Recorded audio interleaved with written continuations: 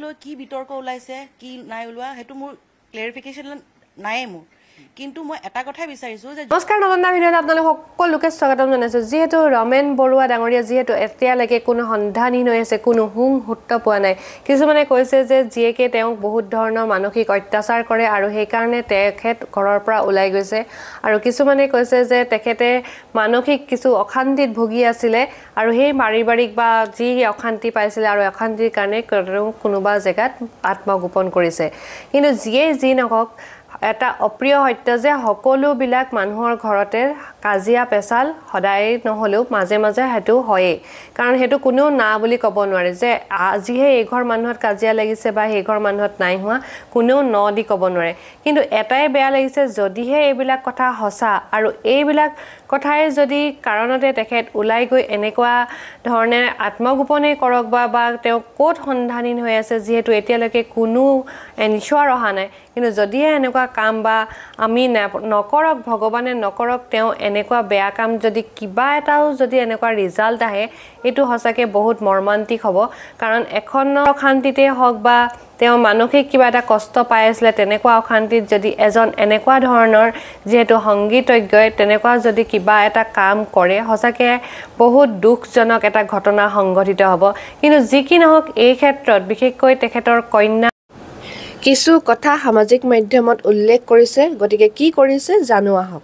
মোৰ এটাই কথা মানুহজন যত আছে ভালে কুশলে আহক আমাৰ সবৰে হেতুৱে প্ৰাৰ্থনা এতিয়া মোৰ দেউতাক লৈ কি বিতৰ্ক ওলাইছে কি নাই ওলোৱা হেতু মোৰ ক্লেৰিফিকেশন নাই মোৰ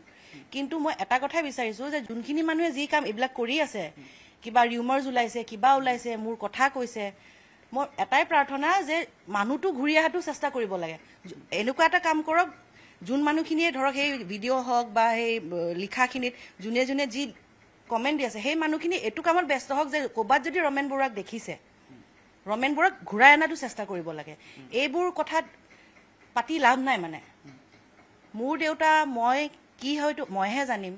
কোনোবাই কিবা কৈছে হেতু মোৰ কোনো দৰকাৰ পৰা নাই কক যোনে যি কৈ আছে কিন্তু এতিয়া বৰ্তমান মেইন কথাটো কি ৰমেন বৰুৱা ঘূৰি আহিব লাগে তেনেকুৱা একো নাই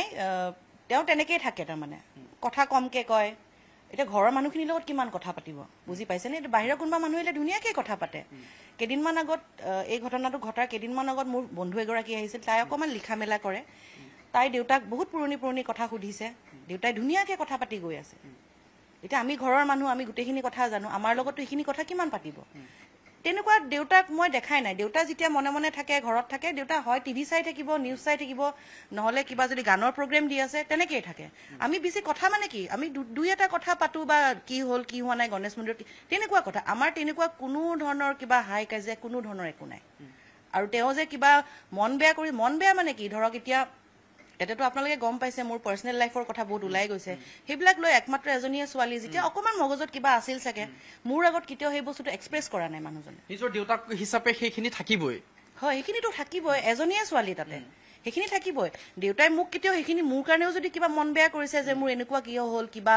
এটু কিয় তাই আছে মোৰ বেমাৰ তাই অকলে কেনেকে পাৰিব দেউতাৰ হেবিলাক চিন্তা হৈ আছিল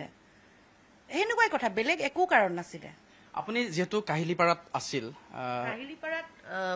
আছিলো মানে মই বিয়া হোৱাৰ কেদিনমান পিছত আছিলো তাতে যত আছিলো কাহিলিপাৰাত নহয় মই আছিলো আপোনাৰ গণেশগুৰি সাইডে আছিলো কাহিলিপাৰাত মোৰ স্কুল হে মই যত চাকৰি কৰো যোনটো ঘৰত আছিলো তাতে হয়তো দেউতা কিতিয়াবা মোৰ লগত থাকিবলৈ যায় মই দেউতাৰ ঘৰলৈ কিতিয়াবা গুচি আহো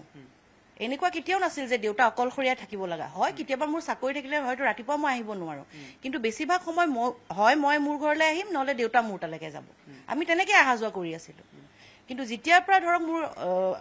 অকলখৰীয়াকে থাকিলো তেতিয়াৰ পৰা মই দেউতাৰ লগতে আছো মই পলোৱা নাই মোৰ এটোৱে ঘৰ মই যদি পলালো হেতেন আপোনালোকে আজি মোৰ ঘৰত মোক পাবনে মই মোৰ ঘৰত গৈছিলো মই গৈছিলো মোৰ বাইদেউৰ ঘৰলৈ যেহেতু মই ইয়াতে মই দেউতাৰ লগত থাকা মই অকলখৰীয়া মই পাৰা নাই